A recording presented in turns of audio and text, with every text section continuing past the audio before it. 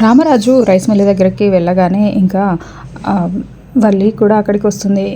అప్పుడే చందు వచ్చి, నాన్నగారు మీరు రావడం నాకు చాలా సంతోషంగా అనిపిస్తుంది అని చెప్తూ ఉంటే, ఏంటండి మీరు కూడా ఇలా మాట్లాడుతున్నారు, ఏదో మామయ్య గారు ఊరికే అలా వచ్చి చూసిపోదామని వచ్చారు అని అంటూ, ఈయన ఛాన్స్ ఇస్తే ఇంకా ఈ అకౌంట్ కుర్చీలో మామయ్యనే కూర్చోబెట్టేలా ఉన్నాడు అని అనుకుంటూ, మామయ్య గారు ఏదో అలా ఊసిపోక ఇలా వచ్చారండి, ఆయన మామయ్య గారే చేసేవారైతే మనకెందుకు అప్పగిస్తారు, మీరే చూసుకోండి, మామయ్య గారిని బలవంతం పెట్టొద్దు అని అన్నట్టుగా వాళ్ళే మాట్లాడుతూ ఉంటే, ఇంకా రామరాజు అవునరా నేను ఎక్కడ చూసుకుంటాను, నాకంత ఓపిక లేదురా, ఇంకా మీరే చూసుకోండి అని చెప్పి అంటూ ఉంటాడు. ఇంకా దాంతో మీరు రైస్ పిల్లం పనులు చూసుకోండి, ఇక్కడ క్యాష్ కౌంటర్ దగ్గర మా నాన్న కూర్చుంటాడు అని ఆనందరావుని అక్కడ టేబుల్ దగ్గర కూర్చోబెడుతుంది. ఇంకా ఆనందరావు చాలా హ్యాపీగా ఫీల్ అవుతూ ఉంటే వల్లి కూడా చాలా సంతోషంగా చూస్తూ ఉంటుంది.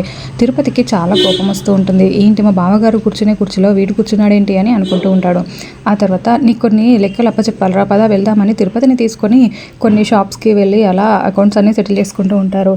అలా ఒక షాప్ దగ్గరికి వెళ్ళి మాట్లాడుతూ ఉంటే, ఏంటి రామరాజు గారు ఈసారి బియ్యం రావడం లేట్ అయింది అని అంటూ ఉంటే, ఇంకా అప్పుడే అక్కడికి సేనాపతి భద్రావతి వాళ్ళు వచ్చి ఇంకా రామరాజుని అవమానిస్తూ, ఓ ఇంకా బియ్యం రావడం లేట్ అయిందని అడుగుతున్నారా, మీకు అసలు విషయం తెలియదా, వాళ్ళ ఇంట్లో ఏం జరుగుతుందో తెలియదా, వాళ్ళ కూతురు ఎవరితోనో లేచిపోయింది, వాడి పరిస్థితి ఏం బాగోలేదు అన్నట్టుగా రామరాజుని అవమానిస్తూ ఉంటే, ఏంటండి మీరు అలా మాట్లాడుతున్నారు, రామరాజు ఎంత గొప్ప వ్యక్తిత్వం గల వ్యక్తో తెలుసా మీకు అని షాప్ అతను అంటూ ఉంటే, వీడికి వ్యక్తిత్వం ఉందని అంటున్నారా అని భద్రావతి కూడా అక్కడికి వచ్చి రామరాజుని చాలా అవమానిస్తూ ఉంటారు. ఇంకా రామరాజు మాత్రం ఏమీ మాట్లాడకుండా సైలెంట్గా అలా చూస్తూ ఉంటాడు.